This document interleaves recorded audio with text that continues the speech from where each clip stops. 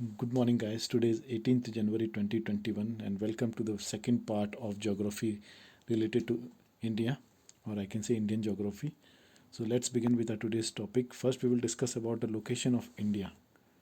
Okay. So it says the point number one says here India is located entirely in the northern hemisphere, specifically in the central part of the continent of Asia. Okay. Now, as you can see here, this is where the India's location is. Okay. This is where your India is located, and this is known as called your uh, northern hemisphere. Okay. That's as we divide it into southern and northern hemisphere. So it is located in your south northern hemisphere. Okay, the next point says the mainland of India extends between latitudes of 8 degree 4 minute north and 37 degree 6 minute north. Okay, this is that. And longitude of 68 degree 7 minute east and 97 degree 25 minutes east. Okay, the southern hemisphere boundary extends up to 6 degree 45 minutes north latitude in the Bay of Bengal. If we talk about the size of the India, so it's mentioned over here as you can clearly show, with an area of 3.2 billion square kilometer, India is the seventh largest country in the world. The six largest countries of the world in decreasing order are Russia, Canada, USA, China, Brazil, and Australia. India accounts about 2.4% of the total geographical area of the world. India has a total land boundary of about 15,200 kilometer. Now guys, here is the map of India. As you can see here in this map, I am trying to show you. This is the distance. As you can see, this distance is around 2,933 kilometers. Okay, this stretches here, as you can see, right? That is from your west to east. Okay, this is your eastern side and this western side, and distance is 2933 kilometer. Okay, this one. Okay, if you look at the distance from your north to south, okay, so the north to south distance is 3214 kilometer. That is 3214 kilometer. Okay, let's look at the next point. It says the coastline of India stretches along the Bay of Bengal in the east and the Arabian Sea in the west. From, from Gujarat to Arunachal Pradesh, there is about 30 differences. Hence, because of these differences, there is a time difference of 2 hours, okay, between Gujarat and Arunachal Pradesh. Okay. The sun rises in Arunachal Pradesh about 2 hours earlier as compared to Jaisalmer in Rajasthan. For the next point says the maximum length of mainland from north to south is about 3,214 kilometer, which I already told you. The maximum length of the mainland from east to west direction of India is 2,933 kilometers. India's total length of coastline is 6,100 kilometers. Okay, that is the coastal area. Okay, it is mainland, and after including the Andaman and Nicobar and Lakshadweep islands, it is about 7,516 kilometer. When we will include Andaman and Nicobar and Lakshadweep islands, so it increases from 6,100 kilometer to 7,116 kilometer. India's territorial limit further extends towards the sea up to 12 nautical miles. Okay, that is about 21.9 kilometer from coast.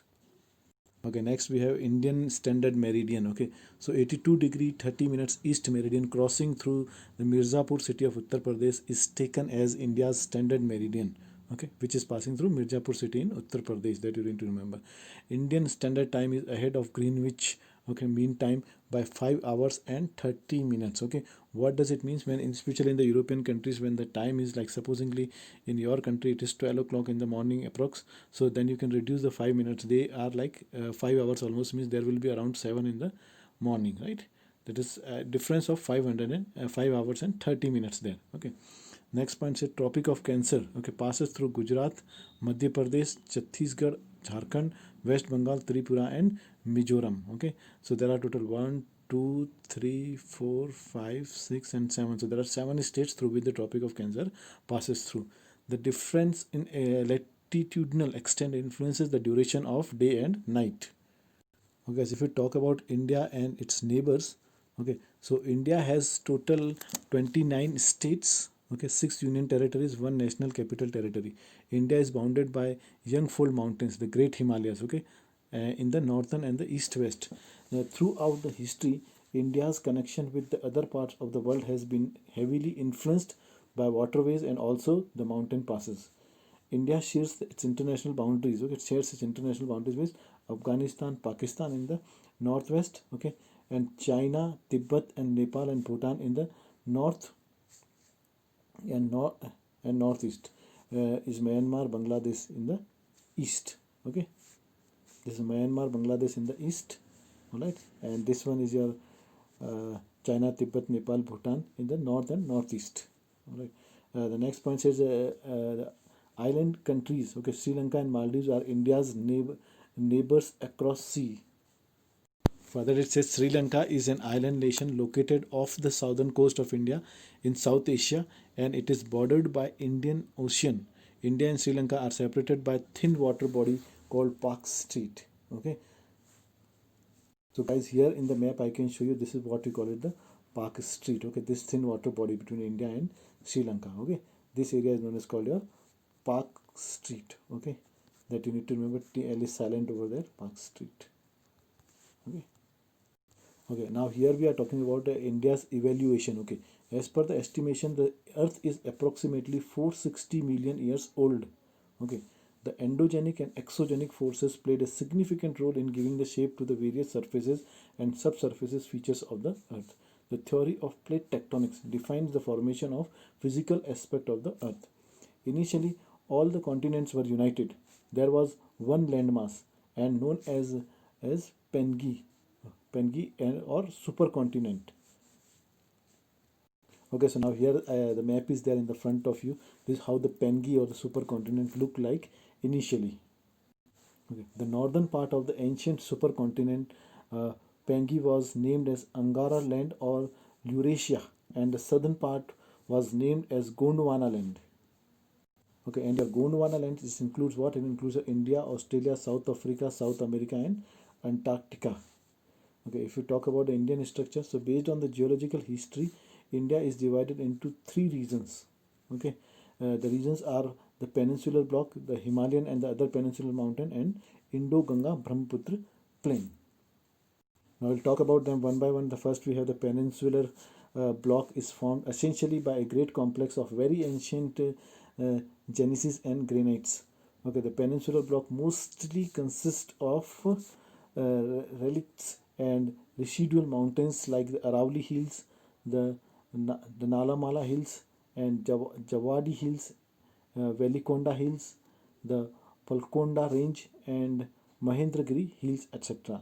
Unlike the rigid and stable peninsular block, the Himalayan mountains are young, weak, and flexible in the geological structures. Okay, Himalayan mountains are very new mountains in compared to these mountains. Okay, and Aravalli mountain range is the oldest one. Next we have Indo-Ganga Brahmaputra plain. This is comprises, means made up of the plains formed by the river Indus, that Ganga and the Brahmaputra. Okay, so what the Indo-Ganga Brahmaputra includes? It includes Indus, Ganga, and Brahmaputra rivers part. Okay, in fact, Indo-Gangan Brahmaputra plain is a geosynclinal depression which attained its maximum development during the third phase of the Himalayan mountains formation approximately about 64 million years ago. Okay, if we talk about the physiography of India, so India has been divided into 6 parts. How many parts? It is 6 parts. All right. So now what are the 6 parts? The first one is the northern and the northeastern mountains. The second is northern plain. The third one is the peninsular plateau. Fourth one is the Indian desert. The fifth one is the coastal plain, and the sixth one is the islands. Okay, if we will look at the northern and the northeastern mountains, the northern and the northeastern mountain consist of the Himalayas and the northeastern hills. Okay, so now here it is, this is given, this is the picture as you can see here, as I have shown you yesterday also. This is the range of that mountain ranges over here. Okay, and what your Himalayan ranges include? The Himalayan ranges include your Greater Himalayas, Lesser or the Middle Himalayas, and Sivalika range, which I already told you. And based on the relief alignment of the range and other geomorphological features, the Himalayas can be divided into the following subdivision.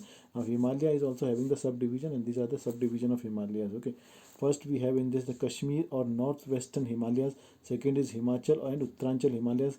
Third is Darjeeling and Sikkim Himalayas, and next one is Arunachal Himalayas, and last one is your eastern hills and mountains.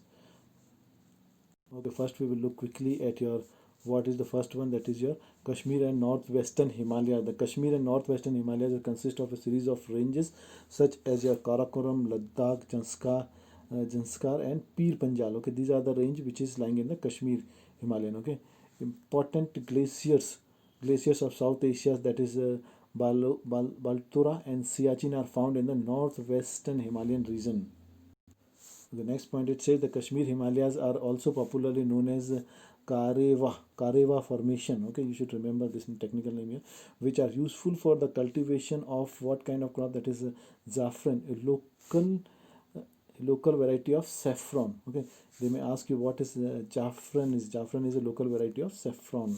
Okay, now khairwas are the thick deposit of the glacier clay and other materials embedded with moraines. Okay. The important passes of the southwestern Himalayas are Jojila, okay, Jojila on the Greater Himalayas, Ban, Banihal or Pir Panjal, and Khardungala on the Ladakh range. The important fresh lakes are Dal and Wooler Lake, okay, and saltwater lake of Pangong Sho and So Moriri. The southernmost part of the northwestern Himalaya consists of longitudinal valleys locally known as uh, dunes. Okay, next one we have the Himachal and Uttaranchal Himalayas. The Himachal and the Uttarakhand Himalayas are located approximately between the rivers Ravi in the west and Kali, okay, tributary in Ghaggar in the east. The Darjeeling and Sikkim Himalayas. The Darjeeling and Sikkim Himalayas are flanked by the Nepal Himalayas in the west and Bhutan Himalayas in the east. Arunachal Himachal. Arunachal Himalayas. The Arunachal Himalayas extended from the east of Bhutan Himalayas up to the Dipu Pass in the east. Okay, where is Dipu Pass in the east? Some of the prominent tribes of Arunachal Himalayas from west to east are Monpa, Abor, Mismi, Nyesi, and the Nagas. If you look at the last one, that is your eastern hills and mountains. So located in the northwest India, the eastern parts, that is the part of the Himalayan mountains, are known by the different local names. They are known as Patkai Boom, Naga Hills, Manipur Hills in the north, and Mizo or Lusai Hills in the south. Okay, if we talk about the northern plains are formed by alluvial deposits brought by the river Indus, the Ganga, and the Brahmaputra. Okay, if I show you in the map, so this is the Great Plain of North India, as you can see, right? The middle plain. This part is known as called the middle plain here. Okay, this is Ganga. Okay, and this is the lower Ganga plain. This area is called lower Ganga plain, and this is called upper Ganga plain. So this is the plain area here. Okay, next point is saying the northern plains are divided into three major zones. Okay, that is Bhabar, the Tarai, and alluvial plains. Okay, the Bhabar is a narrow belt spread between 8 to 10 kilometer parallel to Shivalika foothills at the breakup of the slope, where all the rivers coming through this way deposit heavy material of rocks and boulders and get disappeared. Okay, these streams again re-emerge in Tarai region. Okay, the south of Tarai is the belt consisting of old and new alluvial deposits known as Bhangar and Khadar accordingly. The alluvial plains are further divided into Khadar and Bhangar. Okay, now we'll talk about the peninsular plateaus. The peninsular blocks is made up of a series of petland plateaus such as Hazirabad Plateau, Palamu Plateaus, Ranchi Plateaus, Malwa Plateau, the Coimbatore Plateau, and Karnataka Plateau. The Delhi Ridge in the northwest is extension of Aravallis. The Rajmahal Hills in the east, Gir Range in the west, and Cardamom Hills in the south are the peripheral parts of the peninsular block. The peninsular plateau can be further divided into the three broad groups, that and which are these. The first one is your Deccan Plateau, second is Central Highland, and the third one is your Northeastern Plateau. Okay, next we have the Western Ghats. Okay, the Western Ghat is known by the different local names. Okay, they are known as Syadri in Maharashtra, Nilgiri Hills in Karnataka, and Karnataka and Tamil Nadu. It is known as called Nilgiri Hills, and Annamalai Hills in Annamalai Hills. Sorry, Tamil Nadu. It is known as called Annamalai Hills. Okay, and Cardamom Hills in Kerala. Okay, if I clear it and show you.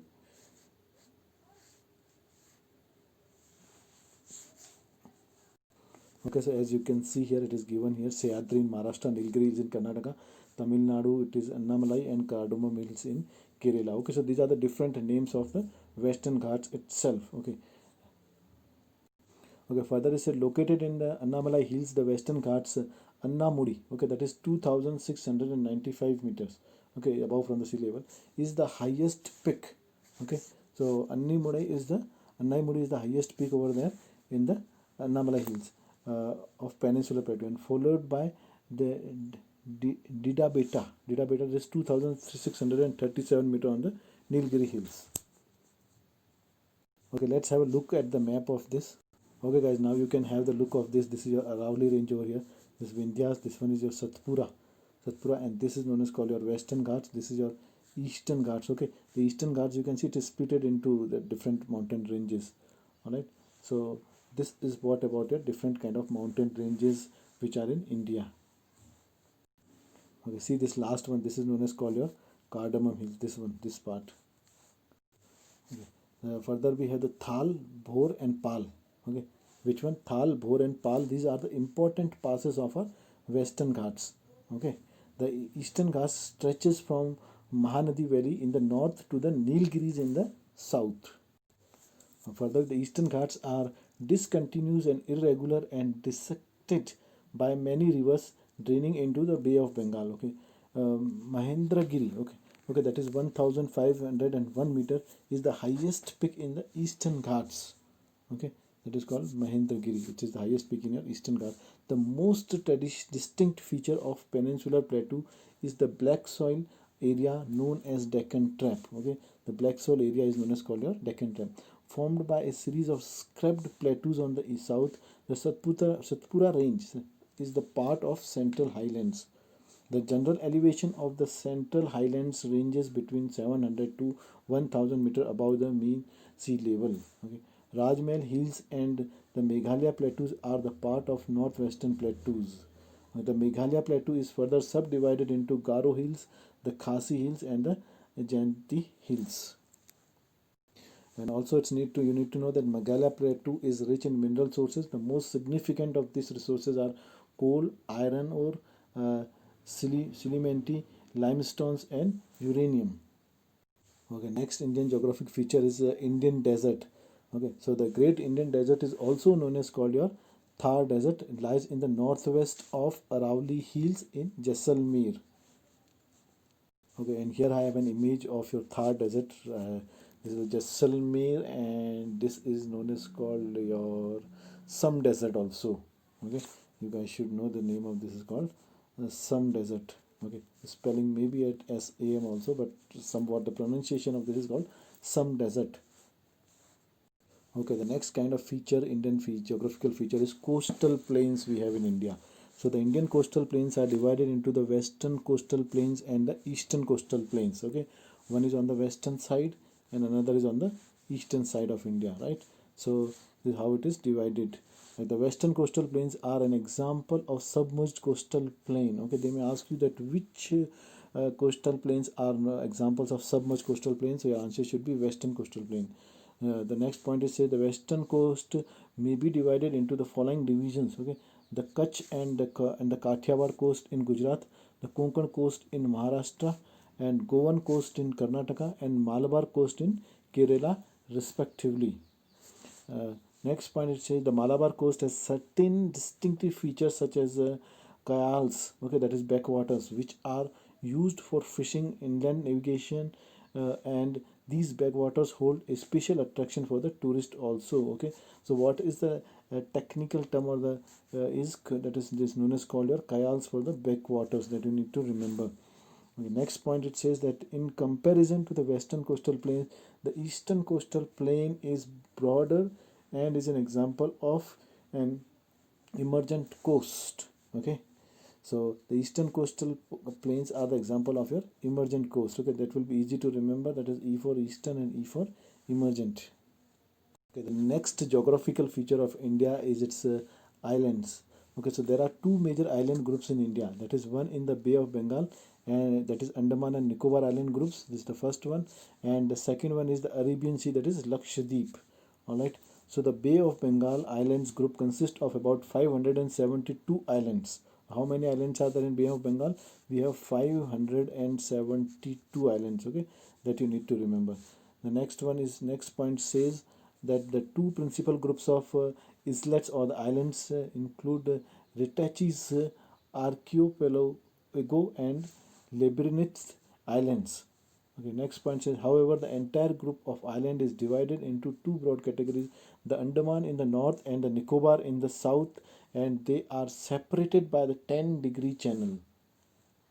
Okay, so now you can see here in the map, the one is the Lakshadweep here, okay, it's this is misspelled over here, and another one is your in Andaman and Nicobar Islands. Okay, so these two broad categories of the islands we have India, we have divided India into this island categories. Okay, further it said situated in the Nicobar Islands. The Barren Island is the only active volcano in the India, that you need to remember, that which is the only active volcano in India. So that is your Barren Island, which is located in your Nicobar Islands. Okay. Okay, and if you look at your, this is your Nicobar Island here. Okay, this is where your this Barren Island is located, in this part here. All right, guys.